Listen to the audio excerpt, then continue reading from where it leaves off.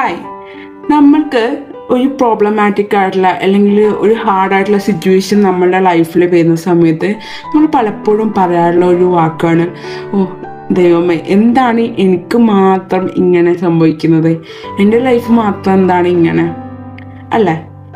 Actually നമ്മളിവിടെ നമ്മളെ തന്നെ ഒരു വിക്ടിം അല്ലെങ്കിൽ ഒരു ഇരയാക്കാനാണ് ശ്രമിക്കുന്നത്.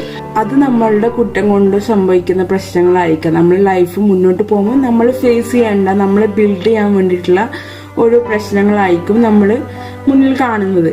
അപ്പോൾ ഇവിടെ നമ്മളെ തന്നെ നമ്മൾ വിക്ടിമാക്കേണ്ട ആവശ്യം ഇല്ലല്ലോ. പേഷ്യൻസിലാണ് ഒരൊറ്റ ചോദ്യത്തിന് നമ്മളെ കംപ്ലീറ്റ് പ്രോബ്ലത്തെ മാറ്റിമറിക്കാൻ കഴിയുന്നത്.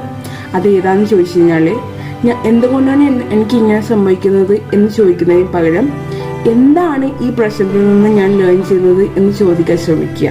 ഞാൻ ഒരിക്കലും ഒരു വിക്ടിം ആവുന്നില്ല, പകരം ഞാനൊരു സ്റ്റുഡൻ്റായി മാറാണ്. എൻ്റെ ലൈഫിൽ ഓരോ സ്റ്റേജിലും ഞാൻ ഓരോ പ്രശ്നങ്ങളിൽ നിന്നും എന്ത് ലേൺ ചെയ്യുന്നു എന്നുള്ളതിലാണ് ഇവിടെ പോയിന്റ് വരിക. അപ്പോൾ നമുക്ക് കുറച്ചും കൂടി ലൈഫിനെ എൻജോയ് ചെയ്യാനും ഓരോ പ്രശ്നത്തിൽ നിന്ന് ഓരോ ലേണിങ്സ് ഉൾക്കൊണ്ടുകൊണ്ട് മുന്നോട്ട് പോകാനും സാധിക്കും.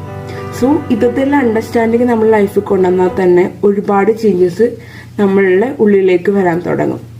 ഇത് നിങ്ങൾക്ക് ഹെൽപ്ഫുൾ ആയത് വിചാരിക്കുകയാണ്. Thank you so much.